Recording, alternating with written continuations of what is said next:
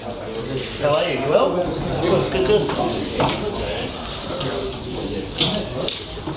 I saw you last in Christchurch. Yeah. Video conference. Yeah. It was cool. Yeah. We tried to do it, so we tried. Try, yeah. Right, welcome everybody to the IIBA event here. My name is Jayesh Jain. I chair the events committee in Auckland.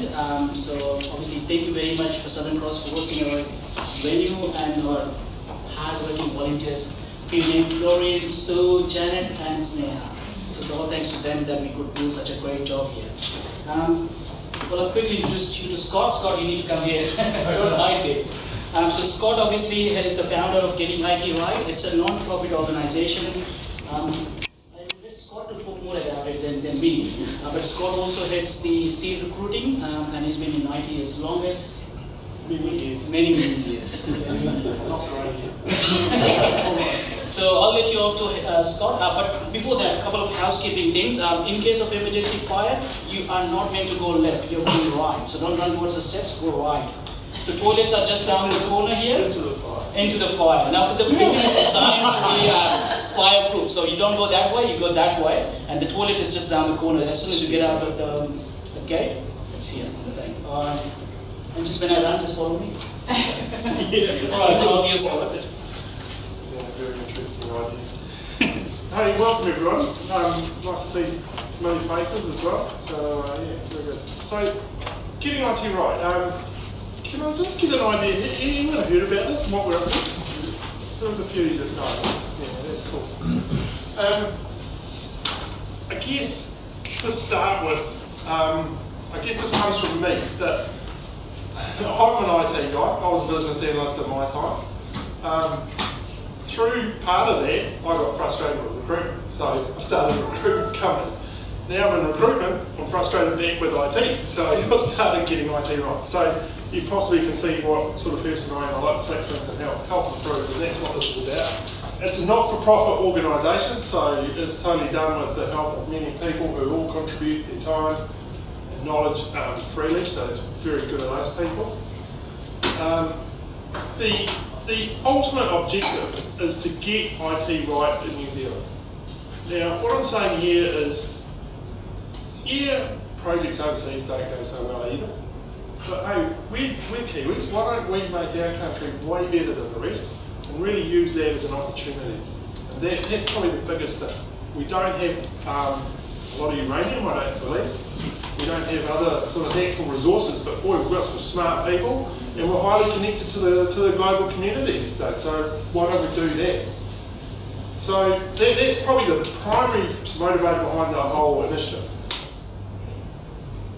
Supporting us, what I call our ambassadors, of which Ian is one, but a number of CIOs from around town support us, and they contribute and they come to meetings with me.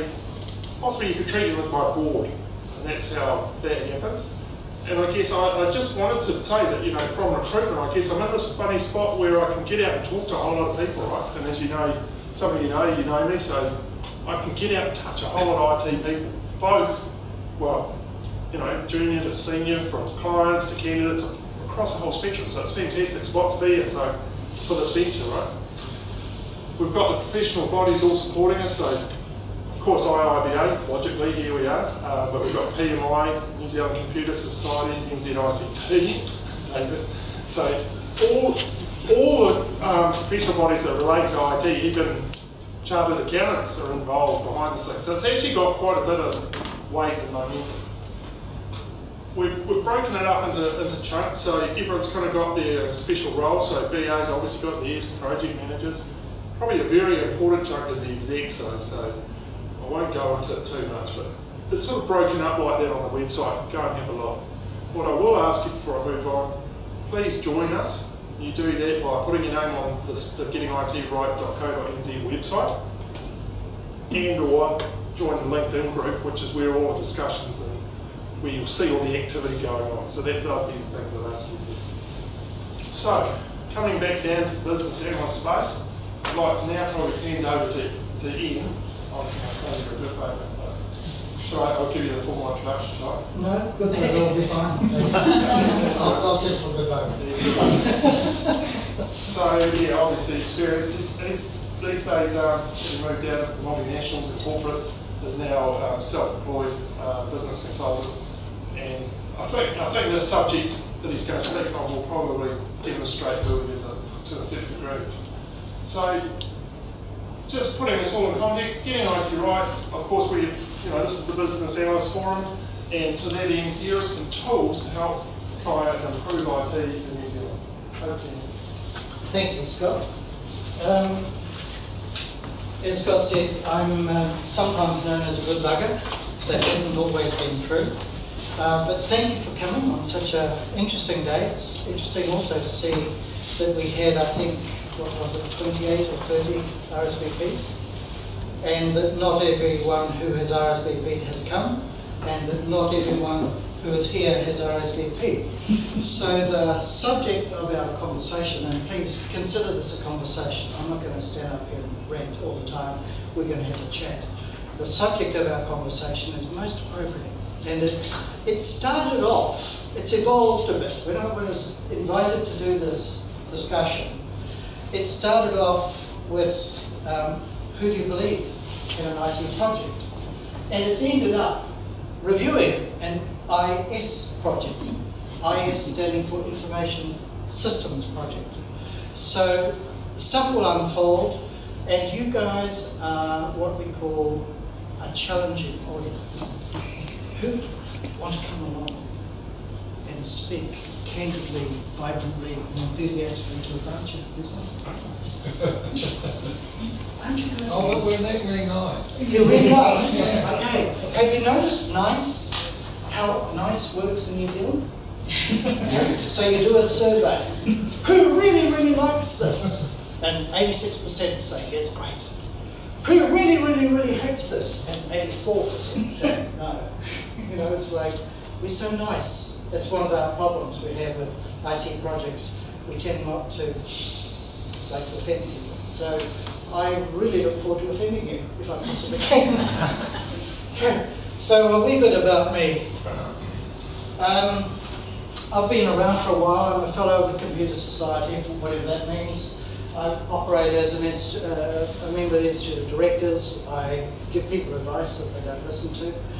I did a degree a long time ago, and I present myself as a consultant, facilitator, and mentor. I mentor people on various things, mainly surviving in the corporate world. It turns out that the more senior you get, the harder it is. Leadership needs to be grasped.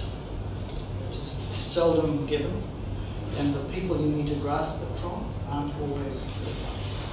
So it's a battle. That's kind of interesting. I'm a Getting It Right ambassador, proud to be the people, because as Scott pointed out, we could do an awful lot better in many things around IT. I didn't mention the numbers, did I? No, don't mention the numbers. That'll give them a reason for going to the website to find the appalling numbers. It's worse than in private, it really is. Yes. I'm a bit of a gardener, but I garden not just plants, but people and organisations as well. And that kind of makes it interesting. Gardening is a process. Working with plants is a process. Working with people is a process, as is organisations. And I'm sure as international business analysts, you've already figured that one out. And I fish. I like to catch fish, kill them and eat them, unashamedly. My preferred one is snapper. And I also aspire to be a human being at some stage. How about you guys? Now, I did look at your website, and I found your meetup little profiles. Some of them were quite interesting. A lot of them had no photographs. Are there any faceless people here? The answer has to be yes. I'll be honest, I was up until about 2 hours ago. Oh, what happened? I decided to put my face in. Very good. So you've now faced up. Well done. Anyone else? Okay. It's faced up or it's faceless?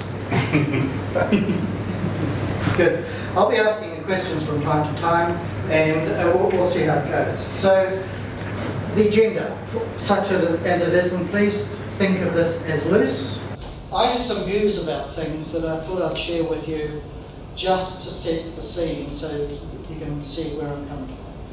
And it's not intended to be a heavy presentation, but it just gives you a feel for where's this guy coming from. That's all. And we'll look at a few things. Information system, what my view of an information system is, more about the technology, and then more about people. So I imagine you folks know an awful lot about technology. Who's got a smartphone? Who's not got a smartphone? It's a better question. That's interesting. Wow. Okay, you've got an iPad. Yes. So, how did you Smartphones. you went for the pad as opposed to the phone? Yes, I'm very much from that generation of people who doesn't particularly like to use the phone. So I much prefer other media. I'm glad you said generation, because the younger folk among us, very happy, very comfy with smartphones, yes? Google, iPhone, downloads, uploads, all easy, all natural. What do your parents do? For me. Apart from that. And it's not to invite you to dinner on Saturday. So what do they call you about? They call me about how to switch it on. They call me about what to do. And they seem to travel down the road and really sort it out for me. Oh, yeah. Yeah. So what is it they're calling you about? Their PC, their desktop, their laptop? PC, laptop, and smartphone and all that sort of stuff. Okay, so they're looking at smartphones, they're looking at iPads. How old are they? 70s. Okay, cool. Is that true with all of your parents? Yeah. Generally PCs. Yes? No? Say more about the no. Predominantly PCs. Both have PCs. sense of periods. Desktops. And got to past the desktop.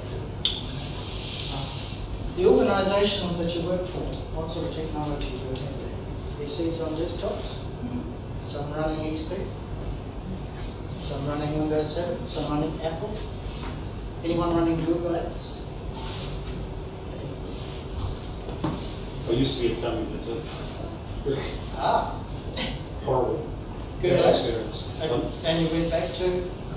Well, when I left the company, I went back to my usual outlet and using Office because it was seamless, it worked. Even though I gave Google Apps a fair shot, I found it was frustrating. There's a lot of things I couldn't do, and essentially it's internet, you lose everything. Hopeless. Anyone Apple? Apple installed computers? Not good. Not at work. At home perhaps. Interesting. Interesting. This should be quite a fascinating thing. More of the agenda. There's a thing called the communication conundrum, which is we'll get to after more about people, and then we'll have a look at how to review or some suggestions about going about reviewing an information systems project. And we can discuss that, and please do. There's no Q&A at the end, just ask. And please, this is not intended to be a lecture, it's intended to be a conversation. So here we go. An information system. My understanding of an information system is that it's really easy up until the second line. Information systems and communication technology, great stuff, easy peasy, plug it together, it usually works. Then you get to people. Different thought processes. And different thought processes and a whole new dimension of interest. And can we agree that the work of information systems is to do that? Identify, enhance, automate, maintain processes of an organisation, particularly in large business. Bear in mind that 95% of New Zealand companies employ 10 people or less. So you are representatives of a very select group, people who can afford you. Probably, apart from self-employed, is anyone here working for a company with less than 10 people? No. It doesn't work like that, does it? Okay. Sorry. Please. Your definition of what is IS and what the week of IS is. I don't know that I do agree with it. Oh, good. And I'd like to challenge, that might be sort of like what's expected in some domains, but is that really what should be happening? What's your view? So all I will do is defend it, so what do you think? Identify, enhance, automate and maintain the processes that run the organisation. In the context that you've got it there, it's IT's job to keep the business running and to get better. But I would have thought, well, I personally think that's the other way around. The role of the business is to make sure IT does what it needs. My personal experiences is that there tends to be a habit for organisations to go, the system shall do things better, and therefore it's their job to make sure it keeps ticking over. And then when we've done a big systems implementation, we'll have this new computer system that we can't be bothered actually doing and changing the way we work. And so therefore, the business processes are failing, and therefore it's IT's fault because they're the ones who are I hear what you're saying. A useful scapegoat. Yes. And so it's not a business it's not. It should be a business project with IT support. Yes, that's. Yes, is my opinion. Would anyone disagree with you? Good. I don't either. But we still get lumbered with this. Because of the visibility of being a change activity. I wish it was that simple. I wish it was that simple. Yeah, I think the point you made is very valid, and that will become apparent. And that what's the good business reason for doing it? Yes. That's a very good question. We'll get to that, but thank you for raising it. Don't worry, there are no. I've learned it from having done this more than a few months. The world is grey. How about a different stance on that, where you have your business process and then you turn it into an IT process? Get rid of the people that are doing the rest in the first place.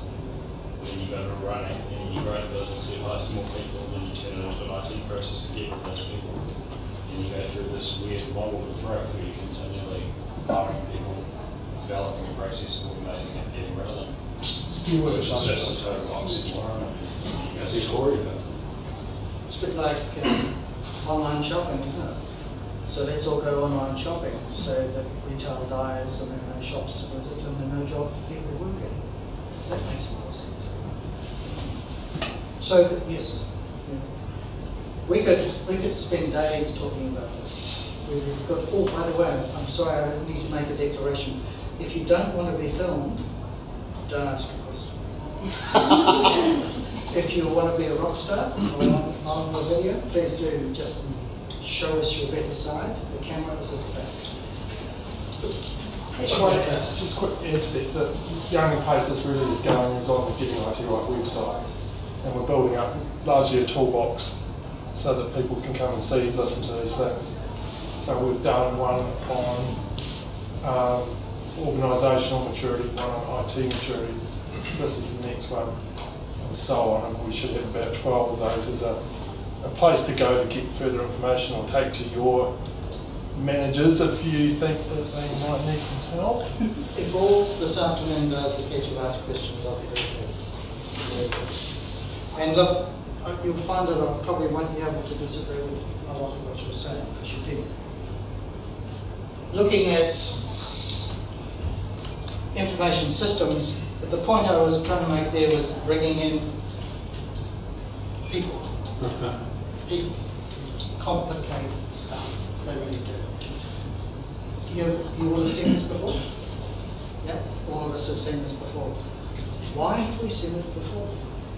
True. Yeah, because it's true. It's quite pervasive, isn't it? It's not a new thing. There might be some new bits, you know, like the customer billing, I particularly like. The analyst design, very clever. But the question I raise in putting this up is not, is it true or not, but why have we all seen it before? And it's been around for a while, and it will continue to be around. Question, why? Don't need to answer it. There's just a good question to it. So a bit more about information technology.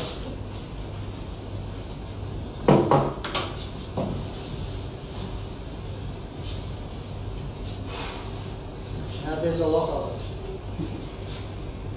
and a lot of words, and it's busy, and it's changing, and it will continue to change. And I need to update this every couple of months because it's changed again. So, social networking, Google Apps, blah, blah, blah, blah, blah. There used to be distinctions, there used to be clear lines. It's not the case anymore. It's all getting interesting. Google is announcing their iPad or their Pad tomorrow. Microsoft have announced their Surface. You've got, you've got popular magazines and newspapers teaching us that we need smart TVs. Lots of words devoted to tech. Is it going to stop? Probably not. Today's Herald. Stuff. Lots of stuff. Lots of stuff. All coming at us.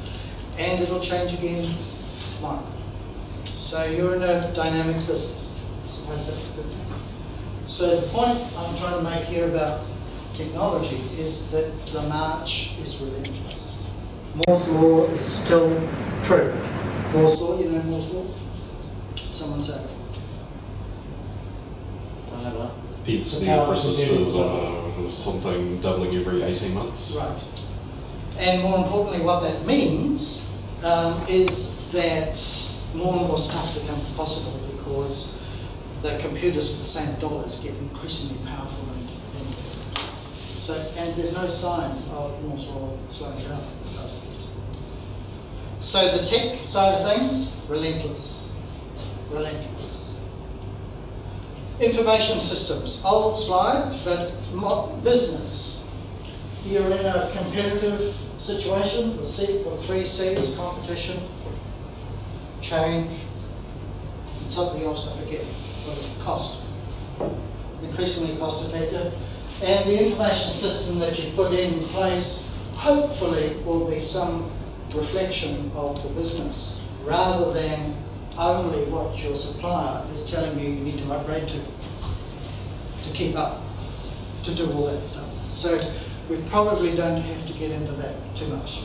Yep? I'll take that as, I think with a group like this, I think silence is vigorous agreement. Nice. Is that good? That'll work. Okay, so if we take it a little bit more, a little bit further, because you're analysts, imagine a company.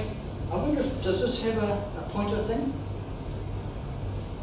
I think so. I haven't used it. I'm going to pull this button. I don't know what's going to happen. Oh, look at that. Okay, cool. Look at that. Oh no, that's the mouse. Good. So typically you have a bunch of business processes and you have a bunch of business units spread across the organisation. And sooner or later, a particular business unit will want this, but that's unique, so we want a custom built system there, and we want that and we want that. Now this could be financials, this could be something else, this could be payroll, this could be a specific. So effectively, an organisation is a bunch of business units running related things in a sensible way, hopefully with process owners, like who's in charge of financials, CIO, who's in charge of, I don't know, pick a system, who's got a good system to name here? Sales. Sales. Sales have systems? Salesforce. There you go. So the sales manager should be, or the director of sales should be in charge of that. Interesting what happened in Vodafone. Just a wee story. I've got great stories here, please do. I'm going to ask you, well, I'll ask now. Please start to think about projects that went really well and projects that didn't go quite so well. And to the extent that your life will not be in jeopardy, tell us about a bit of that as the conversation gets on, because one of the most useful resources you have as a group of colleagues is stories among yourselves. Really is so don't be too shy. So you put all this together and you end up with an information system that is hopefully supported by the CEO. Unfortunately, we see fewer and fewer CIOs because the boys who are in charge of the money have taken that route. Now, what does that mean? That means increasingly it's got to be on time and on budget. CFOs are a bit like you guys, detail-oriented people, particular, pedantic, precise. CFOs have another qualification. They tend to be very informed by what has happened in the past. Not terribly good about generating the revenue side of things for the future. So, who works for a CFO here? None of you. I am really impressed. You mean ultimately? Yes. Who does the, your business analyst? You have an IT manager or a C. Who's the top of the chain in your group? Is it the CFO or the CIO? You do a show of hands, I'd be really interested. No one's saying anything. This is. We've just changed. Our CIO used to report to the CFO, but they've just changed it so that the CIO reports straight to the So CFO. you're CIO. Has it been? Well, it's only been a month. So that's enough. Hasn't made a difference I yet. think it's made a difference mentally. My last position at the port, the CIO has just been made redundant, and now IT reports to the CFO. So that's changed, but that was at the port. I don't work there anymore. Okay. Does anyone work there anymore? I'm sure there's some people there. Yeah, but no one here. And you left because? Another opportunity came up. No, there's a careful man. Well said. Okay, so no arguments for that, right? Then it gets interesting. So we take that map with our business units and our process owners, and we typically have some application software doing the business, running on an infrastructure. Now, if I'd showed you this slide 5 years ago, the infrastructure would have been in situ, it would have been desktops, local area networks, servers, or mini computers, and everything was in-house, and it was a FIFO. Okay? Notice how it's changed. Front ends. So who works for an organisation at the moment who allows bring your own device? Sorry. That's not you. What are you doing? Oh, scratching again, okay. False alarm. So these days you're faced as a CIO with front ends.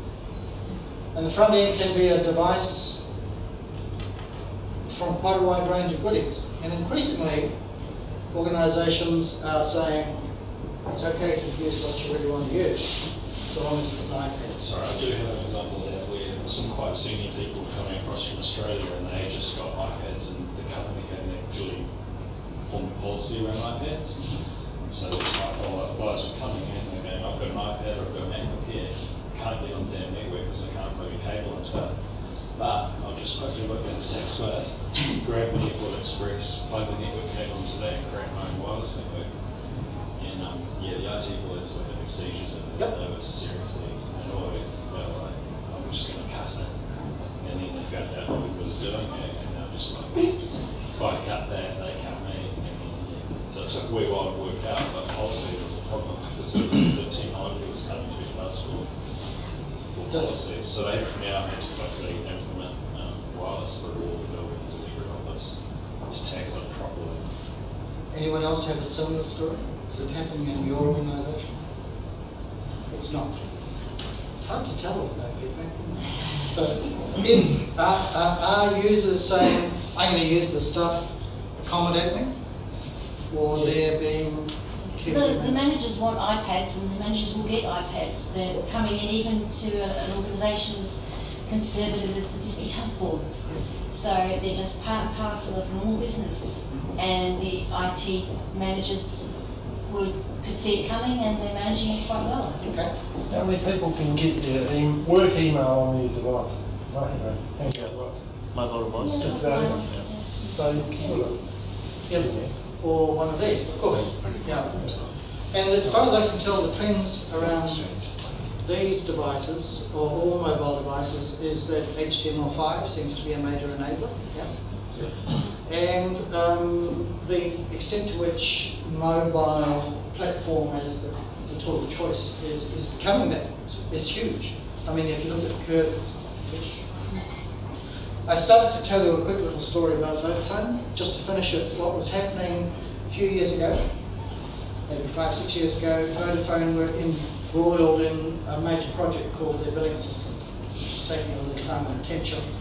The sales manager of the time said, I need a sales tracking system so that I can get credible forecasts and let the managers know, or the senior management know what the revenue is likely to be. I said, are you okay with that? And they said, yeah. So now they use Salesforce.com a lot. They even use it to manage their call center and their change distribution and a whole bunch of other stuff. So thin end of the wedge for IT departments, and they're terrified of it. Yes, they should. But the story a bit more about Salesforce.com, I asked them recently, is it okay if we move the storage into our private cloud and just use you as the cloud for the application? No worries, that's it. And I was like, wicked. Did they understand Someone this else came question? back to me, they understood my question, but then they came back to me and said, oh yeah, no, it's just an annual cost of $100,000 and you can do that. Premium. But if you really want to, no problem. Yep, and it's likely to carry on being interesting, particularly as you now see, oops, oh really, you know, network and comms getting more affordable. What's going to happen when that second cable comes into New Zealand?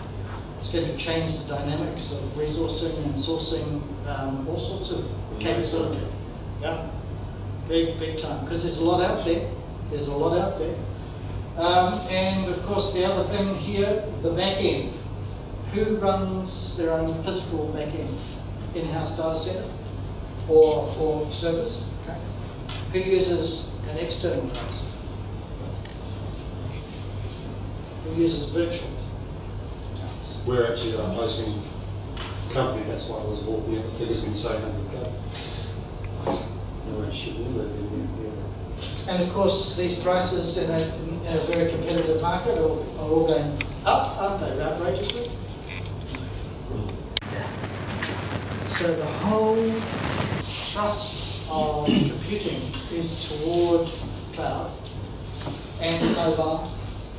And if we are to believe the CIO project and the CIO conference, Scott was telling me that a lot of conversation now about big data. Now that's okay if you're Facebook, but we're New Zealand. But we follow quickly. And a lot of organisations are now grappling with this. So what do you guys do just to support that conversation? Sideline comment, I went on the web the other day to look up a cloud solution to just host some websites, not profit business for myself. And for $5 a month you could host a website. But for $100 a month, I could buy the rights to sell my cloud onto other people, and I could put another 100 people onto it. So it's a pyramid scheme of cloud. So you can just go onto the website and sign up and then start reselling cloud services. And margin of like hundreds of %. People are. It's a good business strategy with where they're driven center. Yeah. We're just very excited at the moment. So I think we're all on the same page. It's a rapidly and quickly changing.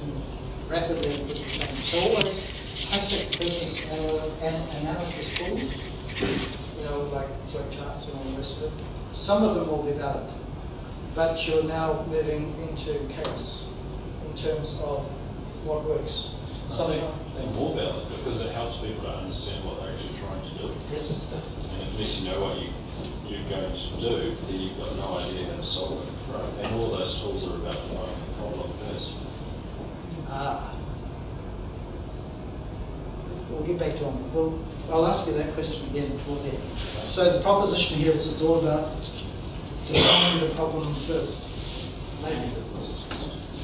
Okay, so we're all happy with that's the way it's going, and that's the major area of change. And of course, that ripples back because what is now possible to do is different. and different ways of doing things, and that impacts the way you go about looking at projects. So, people. Notice that the abbreviation for people, or the acronym for people, is people. Now, why would that be?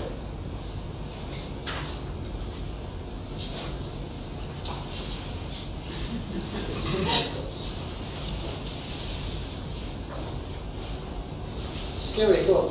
The person next to you is as complicated as you are. Ask the question. And as far as they're concerned, I not you. So it seems that the way human beings are wired is that we are the centre of the universe, and everyone else comes through us. It's just the way it is. Yeah? Have you noticed that voice in your head too? That is always commenting upon what you think you think? That's the voice that's going jabber, jabber, jabber while the other person is talking. Listing all the points that you're making against their arguments, so that when they have the courtesy to shut up, you can then make your points with further passion and effectiveness. They do the same thing. So, who's a parent here? Good. What do you want for your children? Luke Hogan. Yes! Good luck, how old are they? 17 and 18. Oh, I think we're pushing it there. Ours went this year, he's 25. That's the boomerang generation. Yep. Yep. Well, it's children leaving home, I've heard it described as a tidal process. They go out, they come back. So 17, 18, well, good luck. Good luck. But essentially, as far as, and look, this is not a religious thing, but essentially it would appear that we're all looking backwards. Whatever that is.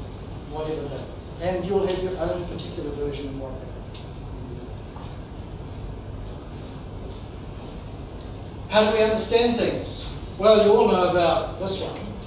Whoops. Intellectual intelligence, IQ. But there's a few others. Young men know about this one. What do you mean it's only 4 AM and I haven't had too much to drink, so why am I falling over? So listen to your body, that's the base level stuff. Intellectual intelligence, horsepower, logic and reason. But then there's other stuff, emotional intelligence. Most of you will have heard about emotional intelligence. How you relate to yourself and how other people relate to you. And we have spiritual intelligence, which is not about what religion you are, it's about why you think you're here. That fundamental reason for being, whatever that is. And many people find the answers to that question in a wide variety of different places, often to do with whatever their parents believe, the country they come from, etc., etc. And I'm not making light of it, it's deeply felt. People fight wars because of it. Not for it, but it's an expression of the differences. So, we human beings, slightly complicated. It turns out that this particular model is quite well known. It's the classic iceberg. And this is one of the things that you folk have to contend with as analysts. So at the very top is what's visible here are what people do, the outcomes. Right at the bottom is what they think. Now, the way a person thinks determines their emotions. And their emotions determine their habits. Their behaviours, what they do. And it's out of those behaviours we get results. Who's given up smoking recently? Nobody. Was it easy? No, it was not. No. It's not easy. I was a continuous smoker for about 6 years. One sudden day, decided to stop. And? there was craving that it was, I think, my willpower which helped me get over it. Support. Yeah. So you were seeking to change a behaviour. Yep. Yep. One level down. How easy is it, do you think, how easy is it, you think, to change someone's thinking? Almost impossible. Turns out that thinking is kind of set by the time you're, quite young, that sort of thing. And as you become older, you become more and more like yourself. Now, I have reasons for making these outrageous statements that you all know is true, and you're thinking, why is he saying this? Well, my hope is that this might be useful information for you, because perhaps you've come up through the technical side of things rather than the human side. Is there a human relationships HR manager in the room? Yeah. People who become analysts tend to be a bit like CFOs, as I've said. You're detail-oriented, you're careful, you're precise, you have firm views, you recognise reality, you express it, and you think what you express is true. It's just your version of the truth. You've got business analysts confused with financial analysts. I'm sure I have. Why do you say that? Because I think the business analyst is about listening to people and helping them to come to a view, as opposed to financial analyst, which is focusing on distinct information and interpreting it. Okay, who would agree with that statement? Yeah, I think there's a very big difference. Systems analyst often gets confused. Indeed, I must admit now to being confused. So the bad guys are financial analysts. So think of a facilitator versus an advisor, right? I like it. We're a facilitator. So you guys know a lot about the human condition. Well, yeah, we're kind of trying to empathise and then help people through a situation. Okay. It's important to understand people's behaviours and relations, and it's important to have relationships and establish the relationships as a PA. Indeed. As a PA, well, I'm delighted to hear that. This is wonderful news. There's one more aspect of that, and as we as analysts are also the change agents as well, so we actually get involved in projects depending on what scale and people, and obviously people are affected by it. We can change their behavior to suit the new system or solution or whatever it is. And that needs to go down there, because I think it's triggered a lot with emotions. People are resistant to change because they're emotionally attached to the previous product. He's read my next slide. And possibly try to change their thinking as well about the project, but I don't have. I wonder, I've always thought of business analysts as a bridge between the business and the technology. So they tend to have one foot in one camp and one foot in the other.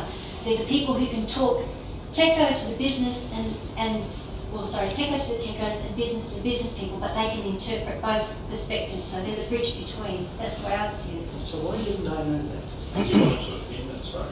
Yeah, but I should have been more informed. So maybe your PR needs some work. So maybe one of the projects that you might want to undertake is to present the Auckland chapter of the Institute of International Business Analysts as caring, sharing, and touchy-feely good guys.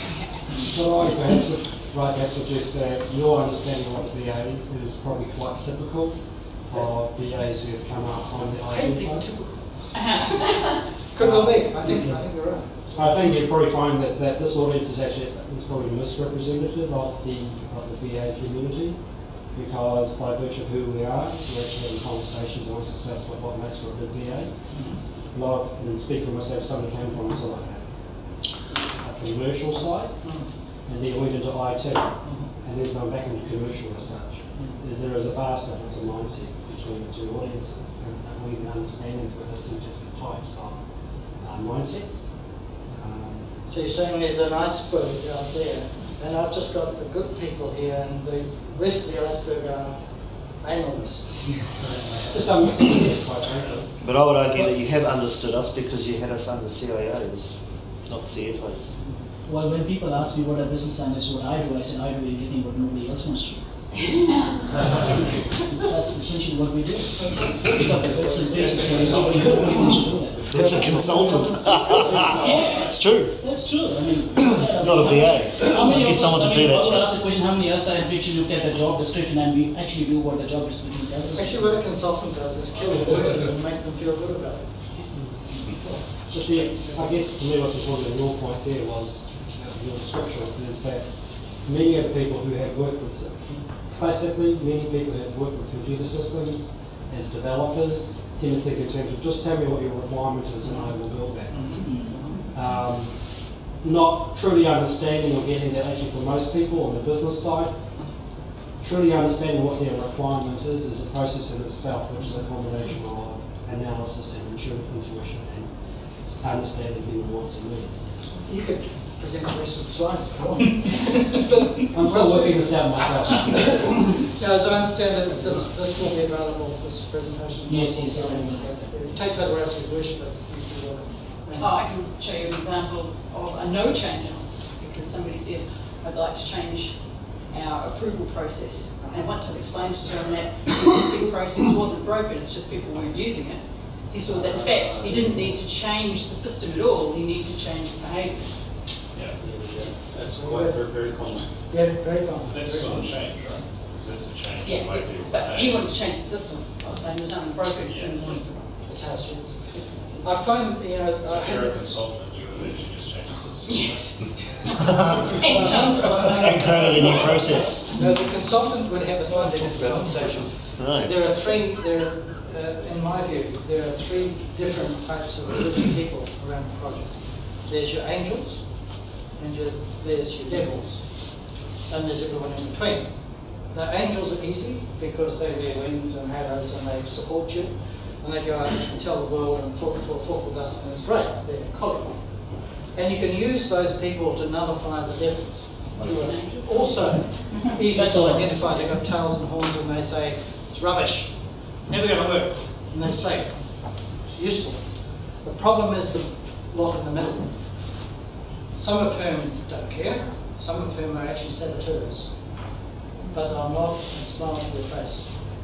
But whatever happens, you will pick up. Unfortunately, that middle of it can be compromised. That's what leadership is. Good comment. So, next slide. We've had hints of this. How good are we? Let's start at the bottom, about death.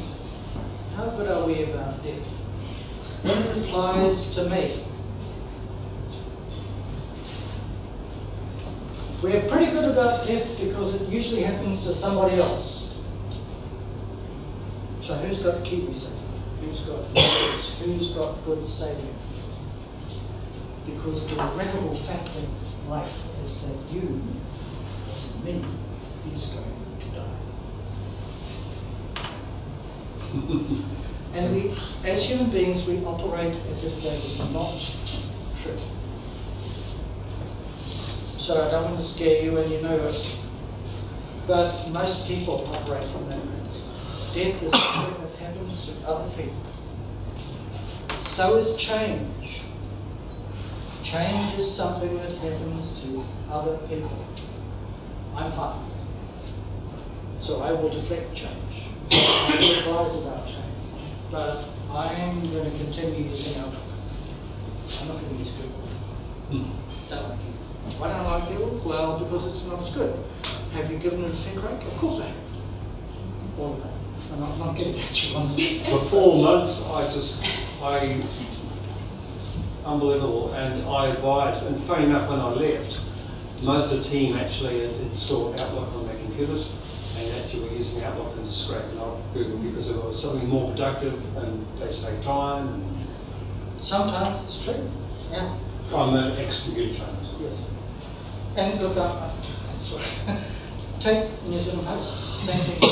New Zealand Post tried to shift their organisation to Google Apps with mixed success. Some went willingly, there were angels, some people rejected.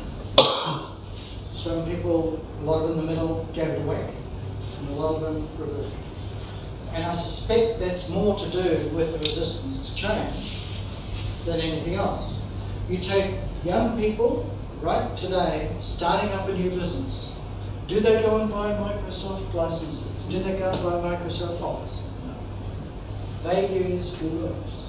Ian, the only comment was be very big on change, because most of the things what we do affects business, and we actually underestimate the changes affecting business, and that's why we bring resistance. One of the golden rule I tell people is resistance is a norm, it's not an exception. Absolutely. And that's needs to be that's what needs to be built as a core philosophy. People, when they resist change, they panic, they try to fight it, but it's not that, it's a norm.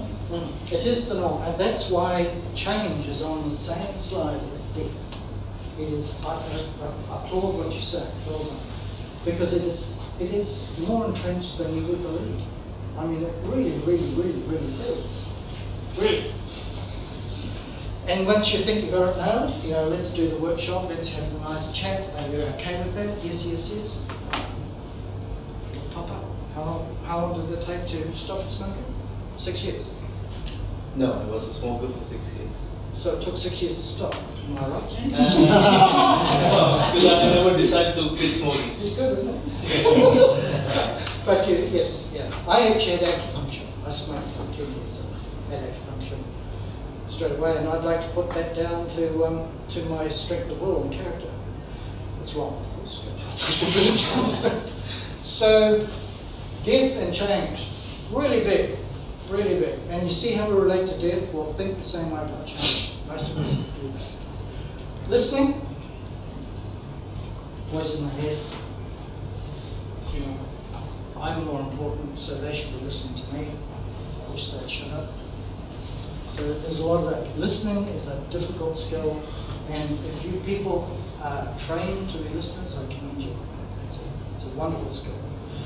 It's said that you can get more done with listening than any other technique. Fabulous, fabulous technique. But if it occurs as a technique, you're not listening. You actually have to listen. And I'm not talking, so what you're saying is, I'm saying,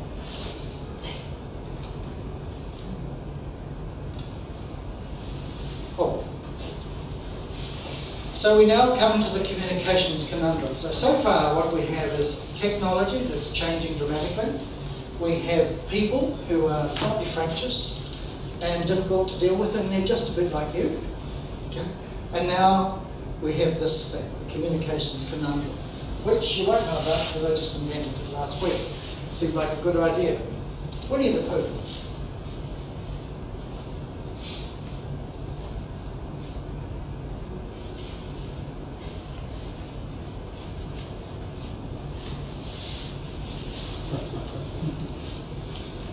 Another way to put it is this.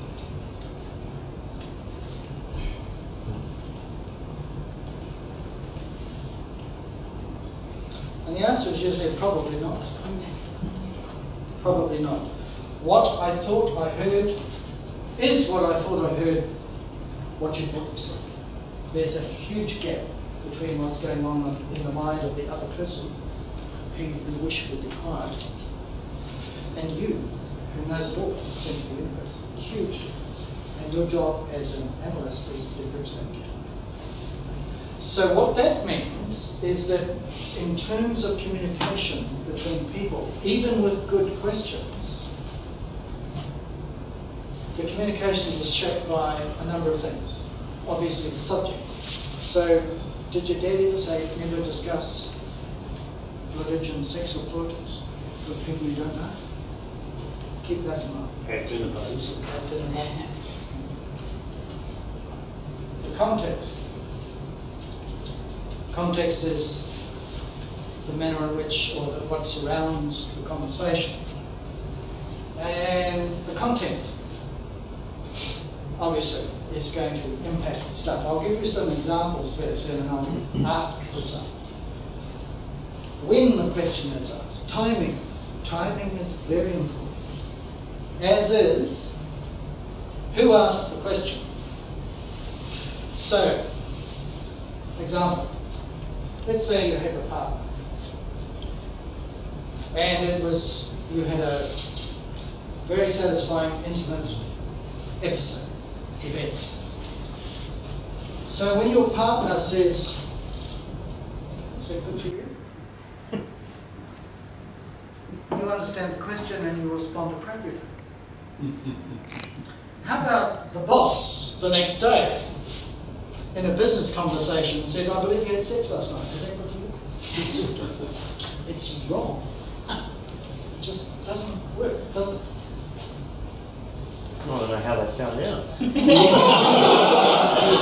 A smile from ear to ear. Yeah, where's that camera? You haven't found it yet? Oh. It also depends upon who is asked the question and how the question is heard, understood and answered, and how the answer is heard, understood and acted upon or applied. So given all of that, what does this mean for information systems projects that you do Q&A with to find out what you think people might be thinking in order to get it sorted and organised? So what we've done so far is look at, in my view, three major background conversations to do with information systems. The technology, which we've seen is changing rapidly and it's not going to stop. People, who will continue to be as complicated as you are, and the communications canal, which is a very quick way of saying it's not easy. So how do you guys do it? So how do you operate as analysts, bridging, whatever? How do you overcome this? I think it's interesting that from the waterfall method, people invented agile to break a lot of this down and have direct communication and confirmation on what was required. So analog was absolute slack and just called everything that they didn't do agile and moving them out to exactly the same role that they faced before. Probably didn't answer your question directly, but maybe categorize it as something Well, we know. agile. So the proposition is that agile goes some way toward addressing the classic problems with waterfall, which is all about going to not necessarily users but the managers and saying, what do you want? And then building it and saying, ta-da! And wondering why no one is smiling at all. I would probably rephrase that by saying Agile's approach, for what I understand, is more towards being more tolerant to people changing their mind or the misunderstanding. So in a typical waterfall, why you could make everything agreed up front, everybody signs off, and then that's right. And business sort of keeps moving, obviously, because you can't keep up with them. Agile addresses that issue, saying, hey, you may not have asked the right question, they may have not understood you right, they may have not answered it right, you may have not understood right. That's life. Let's not try to fix that because nobody did for the last decades. Let's try to make the system and the process more adaptive so that if we have that, how quickly can we recover and move on rather than sit and blame each other. Let's trade some mirror stories. Okay, so once upon a time, we did some consulting for a major organisation, and they put in Oracle Financials. And previously they had their own that they developed, and we're talking a major retail chain nationwide. And Oracle Financials failed really bad. No one would use it. No one would. It was just awful. We eventually solved that problem by rewriting all the screens to look like the old system. Exactly like the old system. How silly is that? Not that silly. Not that silly. We see that all the time. Whoever thought of it, obviously, all of it. Yeah. So all the stuff, the fancy stuff, was hidden from them. It's coming back to what you were talking about is emotions, because people are emotionally attached to the screens. And that's what it actually comes down to. But also the process as well. So they try to do things, in the new system as they used to do it in the old system.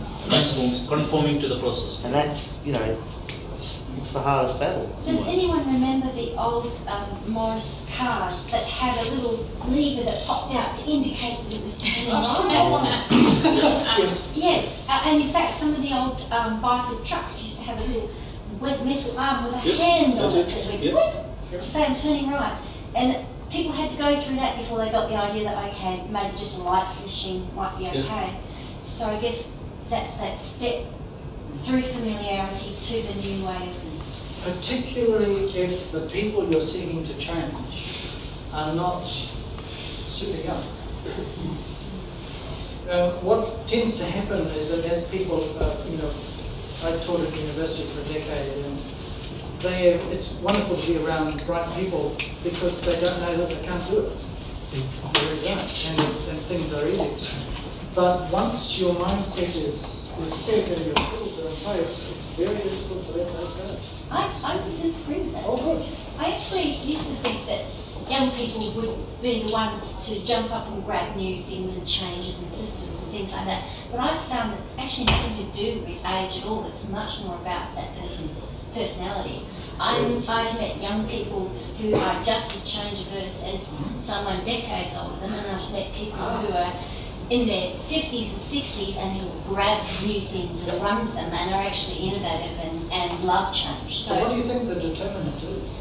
It's something in there about their personality, about their ability to not be fearful of new things. They like novelty.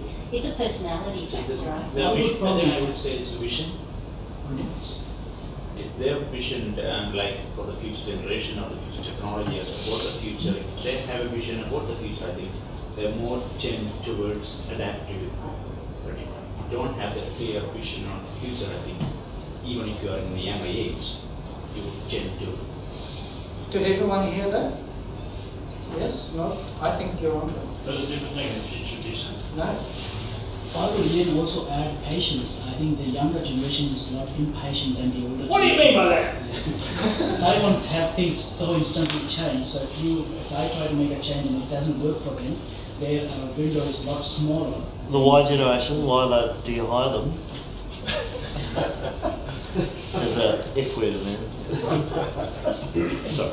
Oh dear. Should we just put them all to death and move on? Perhaps. If I might, it seems to me that part of what your original question was about actually reflects upon the fact that often the business and IT don't actually understand each other.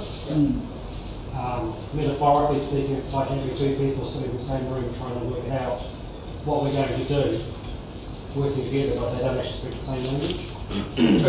And nor do they actually try to find a way to actually develop a common language. And often what's required to do that effectively is the experience of it, so which is why I quite like rapid development, because you get something there for the customer to play with. Now, classically, I run what's called RFPs for economic systems and did stuff for people like Restaurant Brands and Sky City. School for Intelligence. And what we found was that if you ask people what they want, what do you want? They'll tell you what they want is something very similar to what they already have, except these problems are solved. And that's a conversation that doesn't work well when you're looking for the level of transformation that you're now getting possible with the new IT systems. So how are you going to incorporate social networking into an organisation and perhaps use Xboxes and Israeli spy technology? That's what Kinect does. Yeah. You know, that's the most successful device in the history of devices, electronic devices. We sold, was it 10 million? And I was just reading about how doctors, when they're in the theatre, and they want to see X-rays on a big screen, but they've got their hands here, but they want to see it, so they literally just move the hand across it. oh, so And it's done. Yeah. And who did it for? there's no way that people who don't know about that could suggest it. So the user expectation thing, sometimes you've got to have it because you need to buy it. But before you ask them what they want, you've got to show them what's possible. And Yeah. just to add that, when they see that, they may change their mind. Yes. That's more important. Yes. And of course, there are always three versions of the process. There's what the senior management thinks happens. There's what the manager of the person who does it thinks happens. And there's what the person who does it thinks happens. With all the myriad of technology options, whether you're controlling a screen by looking at it, waving at it, using a mouse, a joystick, texting it, anything, like what are you actually trying to achieve? Like if your job is to talk to people, adding technology just makes a spot difference, right? Social networking, what are we trying to achieve here? If the US bans Internet Explorer from putting cookies to Google, Facebook's got no business model. They may retire their services if Facebook dies overnight. So why are we setting out the strategic plans to support those sorts of things without knowing where it's actually going to take us? So you've always got to understand what it is you're actually setting out to do and what the problem or the reasons for it. Checks in the mail. He's looking at my slides. This is wonderful. You're absolutely right. What are we trying to do? What's the business reason? So getting to that, and hasn't time flown? We've got 45 minutes left. So we're about. So if we can, and thank you for that comment, you're absolutely correct. Definition. So we've got the tech, we've got the people, and we've got the communications challenge. So how do you actually review an information systems project? Now this is not trying to give you the definitive, but this is how I go about doing it. When I start, came across well, in the development of this presentation, it became apparent that the first thing you do is you try to find out what's going on. We call it discovery, and you guys know about that. And that's all about communication, asking questions, what's going on. Typically, conversations with people, so you get their view. What do they say they do? And you're using your logic, and you're using your instincts, and you're being rigorous, hopefully not too righteous, not tyrannical, just sensitive, caring, bridging, civilized business analysts, forming relationships, doing all those things, but doing it timely and cost effectively. And then, after you've been doing that for a bit, you start to use your observation skills. What are they actually doing? Not what they say they're doing, but what they're actually doing. And that's all part of the discovery process that you're looking at. Then your training and your instincts come in. You do your analysis. And you start looking at, well, is the system doing what it was meant to do? And sometimes you find, well, it is, but they're just not using it right. Or, no, it's not, because da. So you go through this process of, well, if not, why not? What are the causes? And you know what I'm talking about there? You don't want just the symptoms, you want the fundamental causes. I did a review recently. It turned out that the cause of the problem was that it was in a health sector application, and the users were touchy-feely, caring health people. Do you think they were really, really good at identifying the requirements? So how good were they at UAT? So what they got was what somebody else thought they said they wanted, and it wasn't, and they didn't test it, so when it went into production, it all fell horribly custard-wise. The cause, low level of engagement with the user community. Problem, management. They should have figured out how to do it, how to get that interaction, how to get that engagement. Look for the causes, not just the symptoms. Any war stories around that? Anyone here work for Auckland Transport Authority? Yes? Heard the newspaper, that's right. Can you tell us about this? And I'm not working for it, I Oh, just wow. read that. This is in the Herald yesterday. Yeah. Card supplier denies putting scheme at risk. Snapper says it's on track to deliver ticketing. Queries rivals readiness. I think it's going to court. Messy. And of course, who knows? Money will change hands, I'm sure. And while you're doing this assessment, please look at it, or suggestion is look at it, find the good, find the positives. Is there something positive going on here? identify your concerns, but also identify the opportunities for doing it better. Because what you're seeking to do, I would hope, is make some recommendations, particularly if you're doing an independent review. You're wanting to say, okay, went in, had a look, and by the way, that's how these things pop up. I don't get formal brief comes through the mail. What I get is a phone call. Things don't seem to be going so well. Can you come and have a look? It goes a bit like that. So you go and you have a look, and you do this stuff, and what they really want is some transparent exposure of what you think is going on, together with a series of recommendations, which are typically actions for this person or that person to undertake by that time. Great believer in what, by whom, by when. If you guys do that, you can be loose, sort of thing. So that's essentially the what to do. How do you do it? Or rather, how does an independent person like me, who knows a lot about technology and people and conundrums, do this? Well, recommend this to you. Very, very good questions. There's a website, silencefails.com. There are 5 questions, and we'll have a bit of fun as we go. First one, fact-free planning.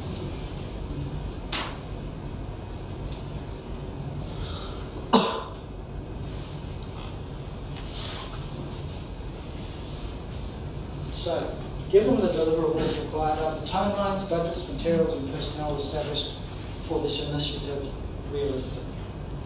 Or are they just stated with vigour and passion from senior management, as though if they say it loud enough it might become true? And do you ever challenge it?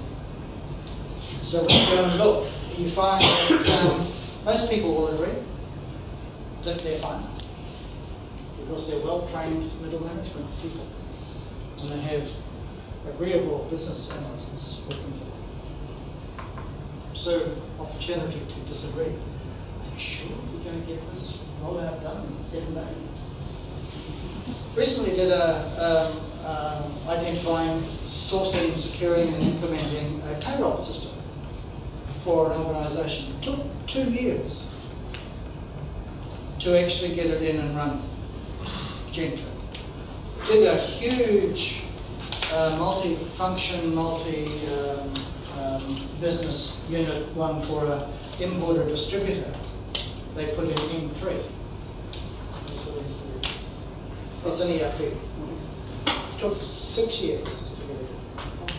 6 years. Because the business changed, trading conditions changed. I mean, it was a major. So, you know, even replacing a financials, you don't do that in a week unless it's zero. Something more. Zero will say that you don't do it in a week unless it's zero. These things take time. Sounds like Google Micro with their SAP implementation. Yeah, it's massive. And how long? Well, they did a trial run for Singapore. It wasn't a problem for 3-4 months. They thought New Zealand would be a piece of cake before they did Australia. It took them 2 years to really, and they're still bigger than you. And what would you say took the time? Well, I looked at it from the outside, but I knew people on the inside, and it was obviously no consultation with them, because I let at the time they said they were about to do it in a month's time. And yet, I was never asked a question, none of my colleagues were asked about it, but I'm thinking, don't you guys scope it? This is what IT people do. I know exactly what happened, because our company did a very similar sort of thing, and I'm so surprised ours went successfully, because they went, blueprinting it at the beginning is going to cost too much. We'll just make some broad assumptions and run with that. I was so surprised that it actually worked out okay. Because they went from a very archaic, old, if everybody understands the old DOS phone system, to SAP. Completely, on everything. And it can be done when it's scoped properly. I've actually did an implementation of part of it 3 or 4 years ago. It was something else. But I just Ooh, I can beat that. Oh, your story, another one. Many years ago, I was given the job of implementing a help desk application for my internal service desk. The reason that I bought it was because the CIO saw it at a conference and bought it there and then. And we're going to love it, right? Yes, you will love it or you will leave. What did you do? Put it in, man. I did it as best as I could. Interesting. So, factory planning. So, very good question to start with. And, you know, it would be a total surprise if everything was based on fact. Yes, vision is important, but you've got to be a bit realistic about some of this stuff. Second question. It's around leadership. AWOL sponsorship. You know, does the sponsor actually go to battle for it? Are they lining up the resources? Are they covering your ass in the boardroom and in the steering group meetings, or are they just blaming you? And that's what they want sponsorship. By the way, if the answer to any of these questions is no, you've probably got a problem. So, is your sponsor providing the kind of active involvement and support this initiative needs to be successful? No. Oops. So, what's the problem here? The problem, in my view, is that many project sponsors don't actually know how to be project sponsors. They actually don't know that that's their job. Not just, yeah, I'll make that. Who's heard of the INSIS project? Police. One of the famous ones. They put up OS2 as the operating system. And they had a formal agreement, it was bigger than War and Peace, 4,000 pages. They had a project manager who had a PhD in project management. So this is the thing. Projects that fail catastrophically, they've got all this project management stuff. They have it all in place. They think they're doing it great. And they fail. Wonder why? Often, it's because many people in the waterfall approach ask management what they want. They don't actually engage with the users. And that's what happened with INSIS. It took 2 years before a single analyst talked to a single end user. And by that time, everything was in place. But the requirements had been specified. But no one asked the people who could use it. That's not a problem for waterfall approach, though. No. That's a problem for BAs. I was about to say that. We'll come back to you. Within reasons, try to put that in my risk register, saying, hey, if you don't allow me to actually see the end users, you got this risk. Put that in the risk register and make it higher every time. Everybody sees that. It's not covering your eyes, it's making them aware. But as you rightly said, the sponsors actually don't know what their role is. And they need to actually enable you to go and see your user. People who are actually on the floor being affected. Put in the risk register. Keeping innovation and change in mind. Yes. Now, you have a soft spot for your comment about waterfall is not being problem. I don't. I've used waterfall mainly in most of the things, but I've done agile stuff as I work for myself as well. And that's effectively what you do. You sit down with the users and you program things with them sitting next to you and you work it out. And I don't actually have a preference for any particular method, because if your BA skills are bad, it doesn't matter what method you use. You're going to stuff it up. And if your programs are bad, you know, it's more the people who are doing the job and the actual methodology that you use. You know? And whether you've got lots of these things in place properly. Yeah, properly in place, yes. Yeah. Well said. Okay, any other comment on this one? Okay, so has anyone got an example of an excellent sponsor? It's done really, really well. Anyone at all? See, this is the feeling that Scott and I have developed, having thrashed this subject around a lot. We believe that the majority of problems about failed, catastrophically failed IT projects are to do with the vision. I've had good sponsors before, but just a bad vendor. Yes. Yeah. So the sponsor's fine, and you know, they'd turn up to the steering committee meetings and we'd invite the vendor, but the vendor wouldn't provide you with information in terms of where they're at. So why do you think that might be? Because I think they weren't sure of what they were doing themselves, and they were probably a little bit too worried about the impact or what we would think of them if they were seen to be failing. So. Yep, and they've got money to make. Of course. Probably not a necessary example, but possibly a good concept would be building a website.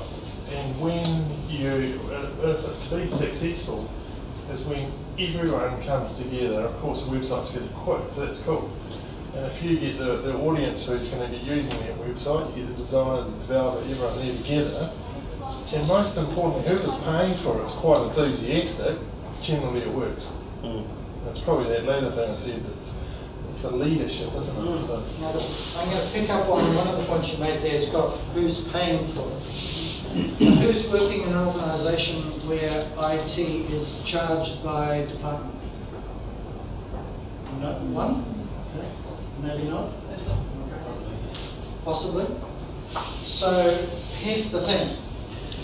If a user doesn't have to be accountable for the cost of the IT that they say they want, they will ask for the world. So that's an extraordinarily effective tool that's at your disposal. Charge modifications to the department who says they want it. Yes, they become very unimportant very quickly. They do. Priorities get very quickly adjusted. So that, the best thing to do with modifications is to have them. If you can in terms of cost, it might not be the case in terms of effectiveness, but in terms of cost. I always recommend, if you can, change your process to use something that the package that you're looking at actually does. If you can't do that, change it minimally and charge the person or the organisation that's going to do the changes for that modification, if you possibly can. Now that often stops a lot of problems because, as you said, financial system, it's an accounting system. How many ways are there to do accounts payable and receivable things? How many ways are there to configure a general ledger? What will be doing this? Okay, fine. You can pay for the change. Can be paid for. So. No, I agree. Okay, so here we are, skirting. Are they well behaved? Are the right stakeholders supporting the priority setting, or do they go behind your back? And there's lots of private agendas and there's wheels and deals going on, and you're not in charge of the situation. You've got all these things going. You've got to smile. Yeah. Good questions, aren't they? Quite useful.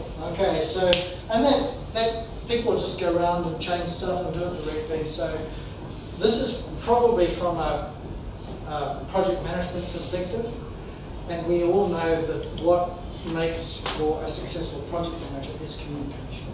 80% of the time, communication. If your project manager is stuck behind the screen playing with the project plan all the time, they're not a project manager, they're a project administrator. So it's all about communication. This is one of the things to watch. Two more. Project Chicken. People are people giving you honest, accurate, timely information? You've got to make up your mind. Often people don't. But a good indicator is history. One of the things I used to do when I was micromanaging the project, instead of doing task lists and telling people what they had to do, I would get them to tell me what they'd done since the last time we had a meeting, why they had done it, how it worked, and what they were going to do next time.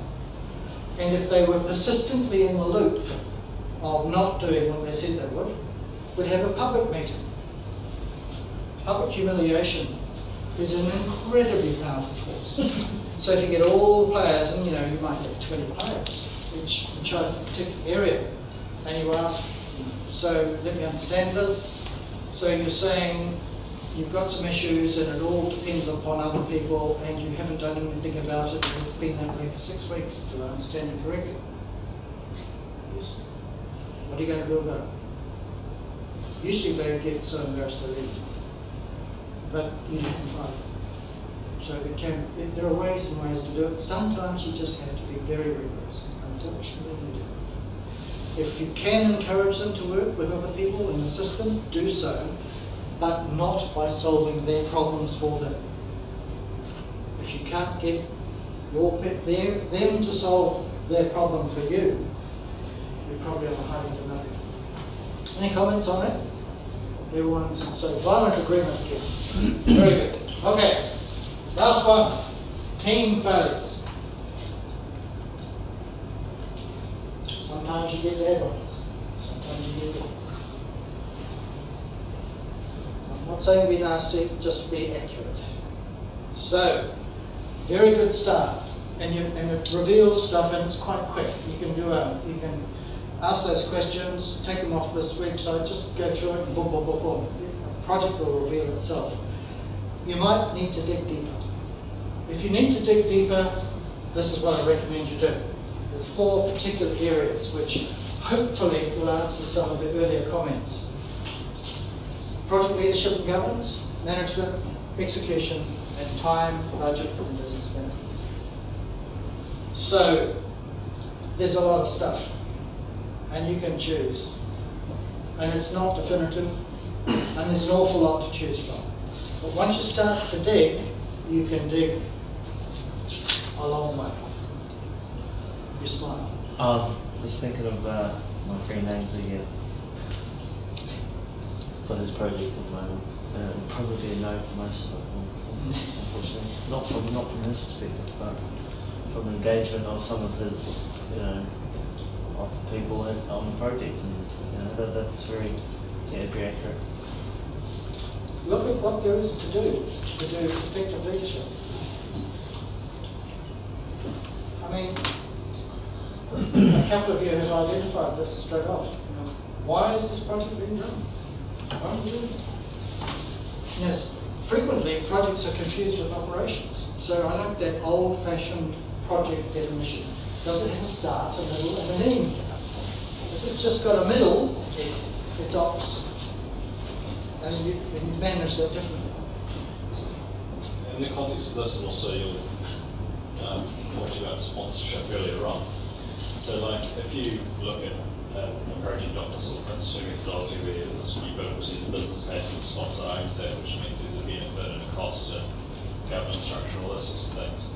You think about sponsors and who they might be in the organisation, and that's actually, although you might argue that that's what they should be doing, that's actually quite a big ask from a person. Yes, so if you say, okay, it's the executive of sales, right?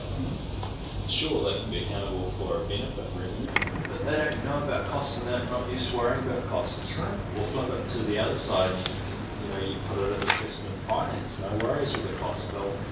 They'll cut some heads off, so that's a benefit, but then they've got to operate projects. So sponsors are often strong in 2, but maybe weak in a 3rd area.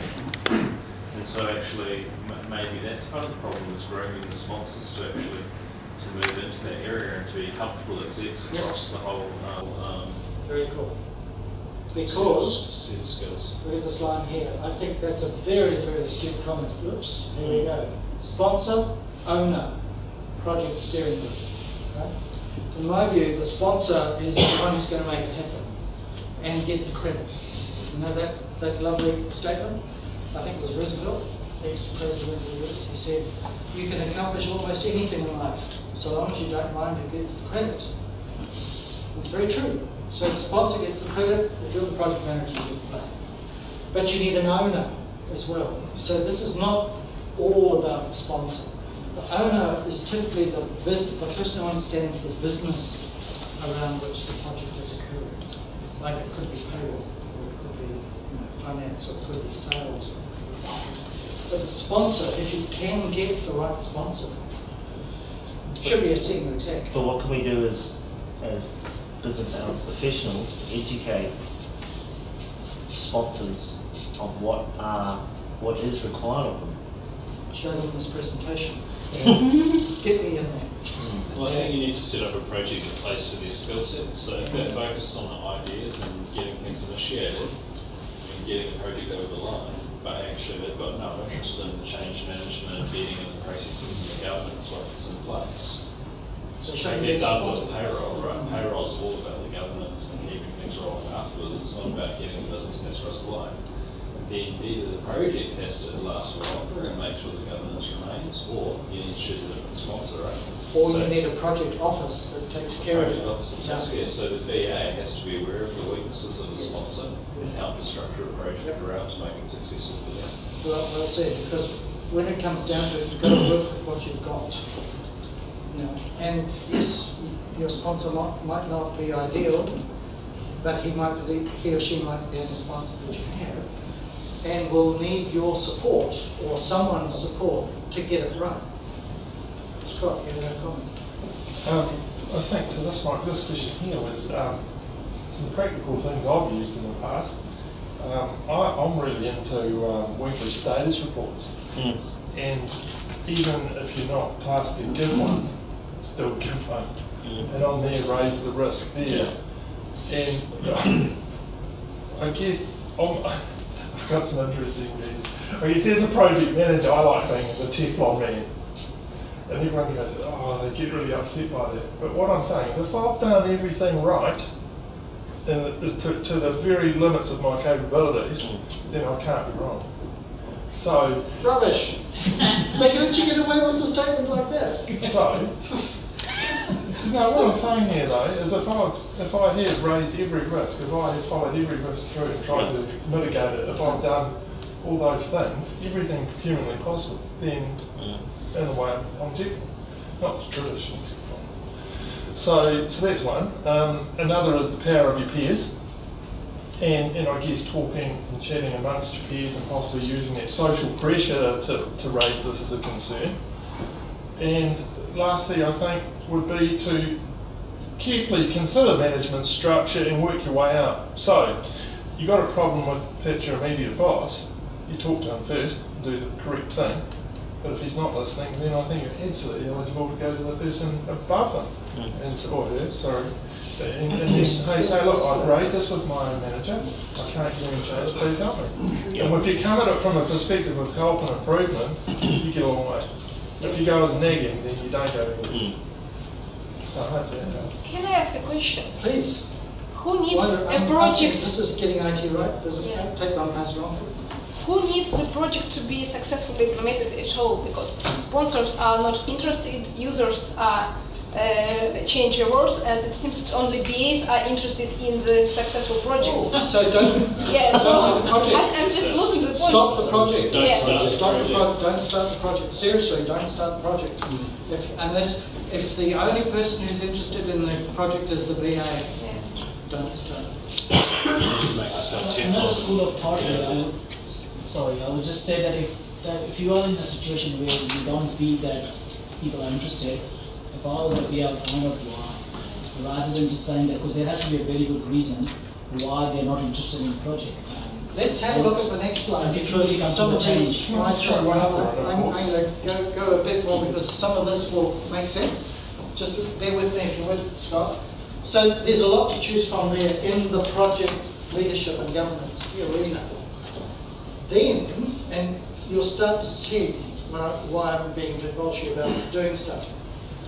There's a lot of stuff under the project management. Now, some projects will have a methodology, BMI, quotes, whatever. Some won't. Now, I have been in many places where the project management tool was a spreadsheet or a Word document. And, there's no overt knowledge. It's scary. But underneath that, there's agreeing the requirements, a whole bunch of other stuff that you can look at. I'm going to skip through a couple and then that'll give us lots of time for chat. Lots of things. And if it's IT stuff, you want to be looking at the obvious. How did the agreements get set up? How are the requirements there? Are they going to evolve? Who knows?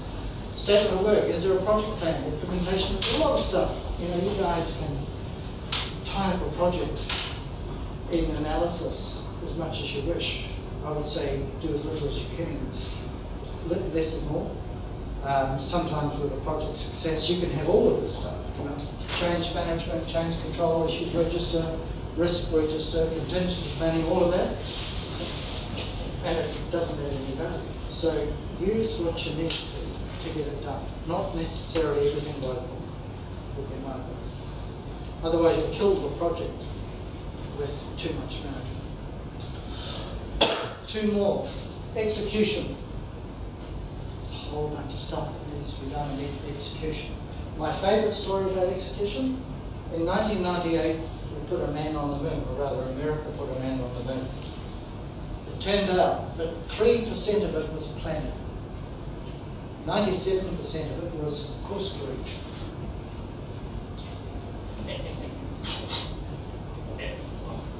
They corrected the course most of the time. So execution is course correction. And that's okay. So, you know, no plan is going to survive its first encounter with the world. They teach you that in military training. It ain't going to work. It's not going to go like a plan. It just isn't. So course corrections, doing stuff, once again, do what you have to do. And the content of that, what you have to do, changes given the nature of the project that you're on.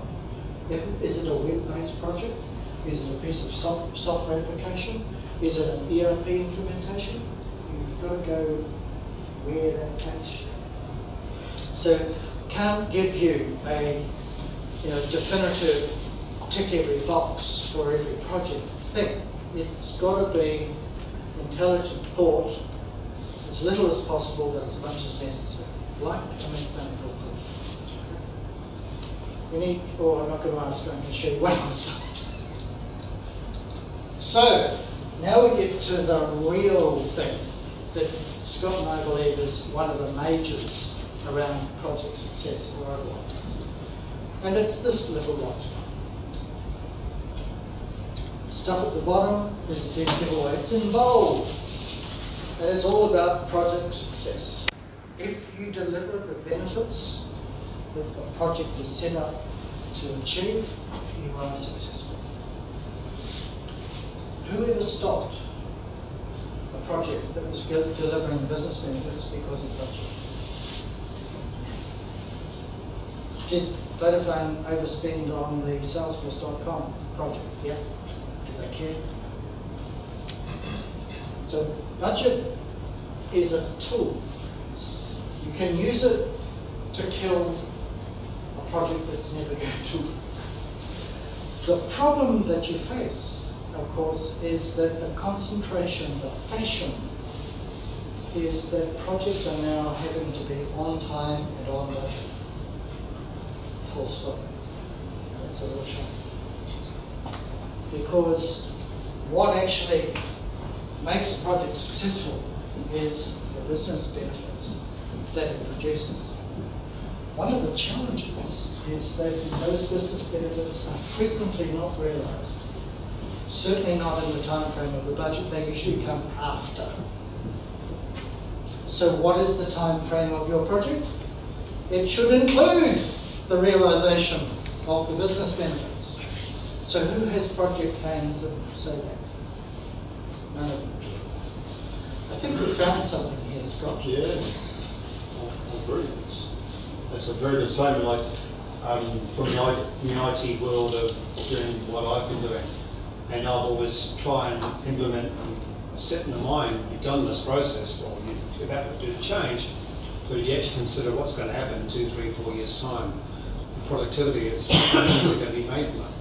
Now, not being too rude, and too bullshit about it, but Microsoft pay the earth for it, but the productivity behind them compared to most other applications is incredible. And people just don't realise it. The workflows you can have from it. But once they realise that, then of course you push the buttons and things will work.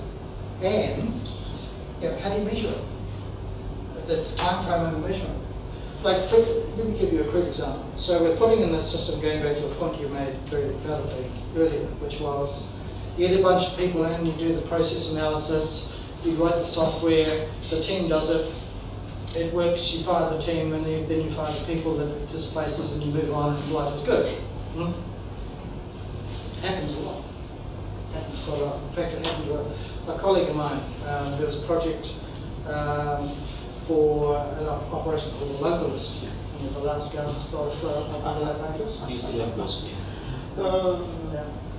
Classic. And they put in a whole bunch of stuff, and he was the chief technical officer, and they did it all, and then he was fired. Is it still working? I think so. Software still there. Did a great job. A bit like New Zealand Post, with the death of Snow.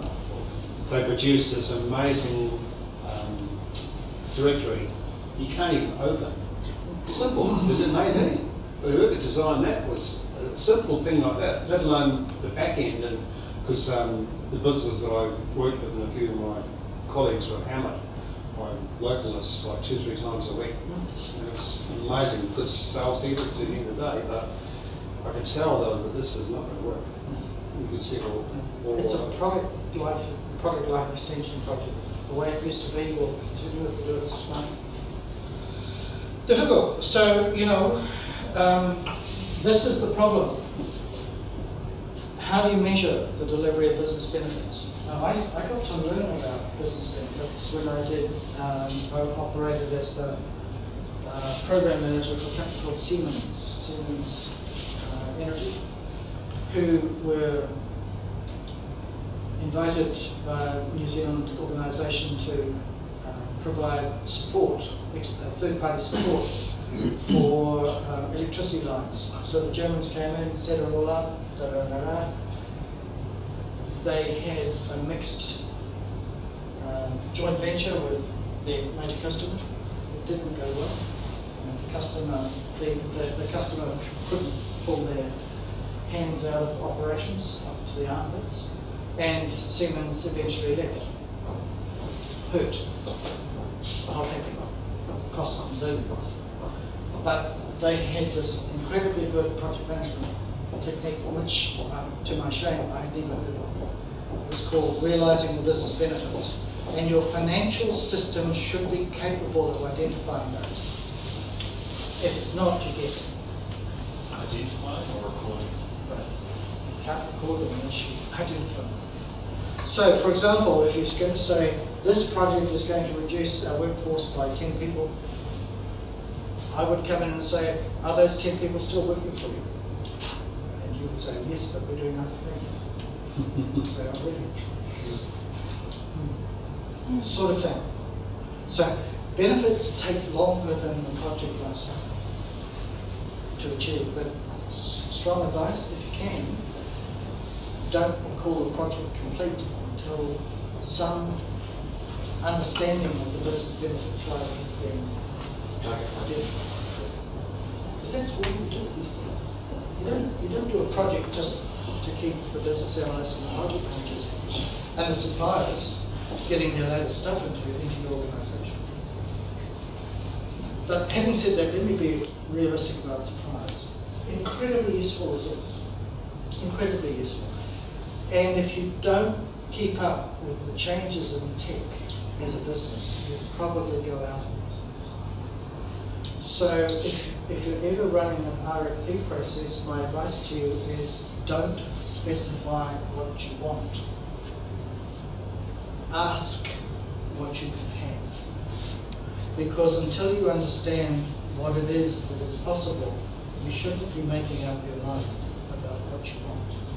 So, two-stage process. Go out, RFI, call it that if you wish. Go out and find out what's possible, and then have increasingly refining conversations that you get more and more of what you like. Do that. Same with systems. No point in identifying the requirements up front. I'll tell you a story. Sherlock Holmes had a guy, an offside at Watson. And Sherlock, is it John Watson? Who's been watching the latest? Yes. The ones, yeah. Let's take an argument, let's say John. Let's say John. So there's Sherlock and John. They decide, Sherlock decides, let's go camping on the moors. So they do. They get it up and they take a tent and go out there and set everything up, and they're sitting on the boards, and they have a lovely chat and a few glasses of libation and a pleasant evening, and then go to sleep. And about 2:30 a.m. Sherlock said, Watson, wake up, look up, what do you see? And Watson looked up, and there was the firmament spread out before him. The stars and the universes, and Sherlock said, well, what do you think? And Watson said, well, you know, it puts us in perspective, doesn't it? The cares of man pale into insignificance when we see the majesty of the universe revealed in all its glory. Okay. Why, Holmes, what do you think? And Holmes said, some bastard stolen my tent.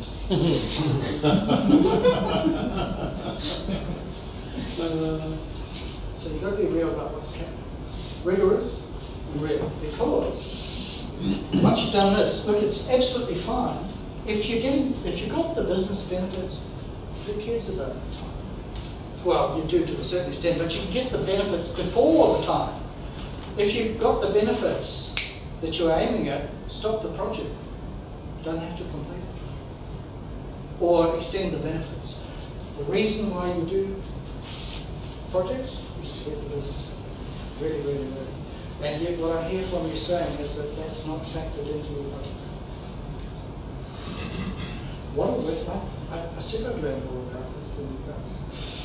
Well, maybe that could be related to the fact that often you're not just asking for a small behaviour change, you're actually asking for a cultural shift. And cultural shift, we know it doesn't happen quickly. It can take 5 years for a cultural shift. So that's very hard to factor in. Yes, it is. And I had an interesting conversation with one of our European colleagues earlier this evening.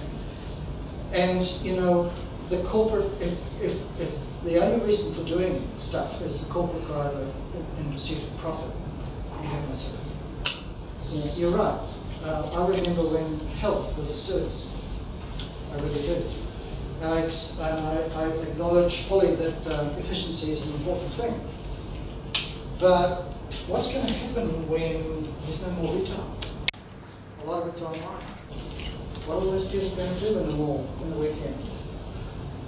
When the shops aren't there? Retail will never disappear. Women will always work to go out and try on shoes. There we go! Shoes is it. Another card for your enjoyment. If you're with, that's my card. It's a bit of a giggle. So it's got two sides to it. So once again, time is important, budget important, but so is why you're doing it. What's the customer business benefit?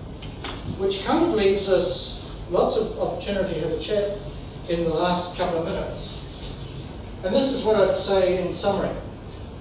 For the reasons that we've discussed, bottom line, IT won't always go right. It really won't. But deliver benefits is kind of my message. Because you're dealing with technology that's astonishing and changing. It's changing the world and your world. You're dealing with people, and now hopefully you know a bit more about people. Bridges that you are, and I commend you for that. And reviewing an IT project. Useful start, those silence, fails, questions are a good start. But if that doesn't do it, get a bit more structured, pick bits that are relevant, drill into them, do your discovery, do your analysis, and make recommendations so that things get better. And it's now 5:30. So you can go now. Or you can hang around a bit and ask any question that you wish. And in doing so, I'd say thank you so much for your attention. And if someone needs someone like me to come along and stir your pot, you know how to contact me. So are there any other questions? Or is the weather calling and the traffic and all those things that give us reason to go? Time to stay. It is. So there were a number of comments that I cut off, and this is an ideal time to bring those up. Just about the RFP process, asking people to come and tell you what they can do, I find it's often a very dangerous thing because often you end up with vendors and property managers out for drinks and show them bright shiny lights. And then you end up with something that's not at all suitable and we spend all the time trying to make it fit watch. So it needs to be structured. So what I tend to do is what's called a fuzzy architect. It's kind of like, if you went out to the marketplace and said, we want 10,000 glasses of the specification, they'd come back and they give you a price and they do all the time. Yeah? But how about you say, we're thirsty. What can you do for us? And we love to drink the good stuff. So if you do it right, and in a structured way, you could end up drinking champagne out of gorgeous flutes for a very good price. So there are ways to do that. And yes, you can't just. You've got to have a race. You've got to have suppliers vying against each other to earn your business. Keeping in mind that suppliers these days are very wary about engaging in RFP processes because they're expensive and they typically don't win. So you've got to put together a compelling opportunity and then stage manage that so that you always have two people in the race at the end. If you do that, I've seen I ran one a couple of years ago and the price went from 2.2 million to 800,000 as a result of running a contestable RFP process for a major organisation. That was worth my fee. So did that answer your question? There's ways and ways to do it. Any other questions or comments? I was curious about the gap between going with the IT versus the business perspective. In terms of the business benefits, I was curious that one of the things that wasn't identified there was a requirement for commercial intelligence or commercial acumen that would actually be able to help the business articulate its needs or its objectives and translate that into how do we go about achieving that needs. I was hoping no one would open this can of worms. You're seriously suggesting that they should have a strategic plan, aren't you? Partly, but I think it also helps. I think at a much more tactical level, it actually helps even in a specific business project. If, in simple terms, someone starts talking about cost, time, and quality, and how our aspirations are to achieve that versus functionality. So at various levels, you often hear the dialogue often starts with business comes to you and says, "I'd like a solution, I'd like this functionality," and then someone says, "Because." Cost, time, quality? Because that's not an answer, is it? Yeah. Shouldn't it also be about the vision of the company? Yes, Shouldn't projects align to that vision? You find a lot of companies don't even have a vision. Well, therefore, how do you know what you're doing? Purpose. What's the purpose of this organisation? Yeah. What's its vision? What's its values? And some projects are completely fine because they contribute to those. Yeah. If there's no, that's what I call fundamentals. If there are no fundamentals, you have to really question, why you're in business. And if the answer is to make money, well, you should do sex, drugs, and rock and roll. So if you can do the purpose, vision, or purpose, value, vision thing, great. Sadly, I see a lot of organisations that don't have those in place, and they don't. Some have far too many. Health got a bit overkill on that. But many organisations do not have a strategic plan, and it doesn't have to be 50 pages, 5 pages. Why are we here? What are we doing? And what's our strategic objectives for the next? I mean, but certainly that frames the conversations that one might have with the business side. I think another aspect here that often seems to be missing in the dialogue, even just in individual project or individual change request, is consensus about the commercial benefits or the business benefits that actually come from this change. And often many managers, in my experience, often they are able to talk about the functionality and this is what we will change, but not necessarily specifically articulate the commercial drivers and commercial benefits. That's where someone like me is queued up to say, well, that's what consultants are for. Oh, no, that's what BAs are for. To me, I've been getting IT right for well over a year, almost 2 years, let alone all my life in IT as well. That's the one that you do there, you start moving forward. And that is identifying a strategic plan to do. Ian says most companies don't have them, absolutely. I don't ever see them, and I wander around and talk to all sorts of different people, CEOs, I've been chatting with CIOs. And I think I've put that back in your toolbox too. Ask your manager, or project manager, or sponsor, or anyone you feel comfortable with, ask them what's the strategic plan for the company. And they'll say, so can you go and find out for me? Because I'd really like to make sure my requirements match that. It'd be a really good challenge to put back to your businesses. And to me, it's one of the few things that we can really truly do that will very quickly move IT forward and the work you do forward. So I'm really interested. Was it the last or the one before getting IT right was IT shouldn't be part of your business, it should be the business. And to me, that with the mindset of change from the CFO to the CIO to the CFO, to me, I mean, I think it's great because I'm obviously in that industry, but from the other side of it though, at the end of the day, IT is part of our life. So we shouldn't really necessarily just have IT projects. IT is just the enabler. So it should be part of the business regardless. Not to sort of say, you know, an IT project, as you mentioned, versus actually the business project. And IT is, you know, should be on board with it as part of it, not an afterthought. Yeah. I agree. And I think that I guess I'm also a little bit fortunate that I run a business. And so I know that if I get my team and get them on board and ask them what they want to do and how we're going to move forward to this goal, we're a lot more successful than if I say, you go and do that now. Yeah. You finally get the if I said to you, what would you like to do tomorrow? How would you like to help me get it? Left hand talks the right hand. Yeah. And does it really matter what I've asked this guy to do? Yeah, and I've been saying it since the early days of the Navy back in a long time ago. But I was doing it in the Navy when I took over training, and I said, hey, why aren't we actually talking to each other? Why are we teaching this big brick when we only do a little crumb? Another comment I just want to chuck into the link. I finished on time. And there was no budget, so it must have been benefits. I'm trying to do this benefit. Right, good. You're done as well. Thank you very much. So the other thing is, of course, use the website. That's your other tool I want to give you. I'm trying to really think from a perspective, what can I give you to go away and help affect change? Use the website. If you want more of those cards, come and see me. I'll give you as many as you like. Chuck them on your manager's desk, chuck them on your colleagues' desks, and say, hey, look, it's not just me that's got this problem.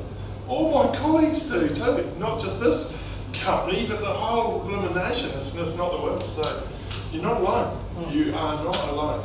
And we want to try and change. What we're noticing as ambassadors is that there seems to be a theme emerging, and it's around governance and leadership. The problem seems to be that many people who are running along trying to do their best to make it actually happen, but they're trying to do it to a triangle where it should be to a drum, a well-led drum that's really sort of doing really well. Absolutely. So lastly, thank you all. Thank you Ian. Thank you Judge for hosting.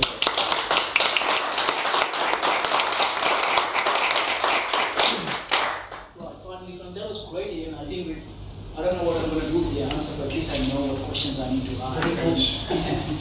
Where do I start?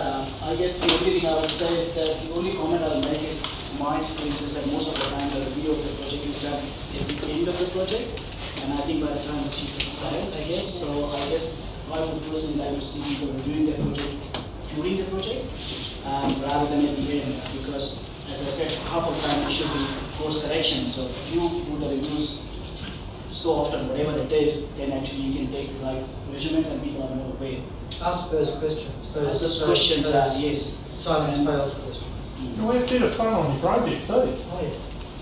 What kind of project is one of the things which I believe as a PR we could probably add is we expect PMs to ask those questions because it's project manager's responsibility. But I guess we may not be able to ask the question, but we can actually influence the project managers to ask the right questions. Yes. Or at least, as you rightly said, go and ask them saying, what is the project going to deliver, why? And that will actually probe them or actually encourage them to go and find the right answers for you. Absolutely. You've got every right to do that. You're part of the team. Exactly. So thank you very much for coming. The only thing I'll expect you is put some comments there. I want to hear about you as of what do you guys want to hear. How was the presentation? I'm sure Ian wants to hear that as well. Let's have this debate and carry on rather than finish it here. So thank you very much for coming and drive safely. Yes.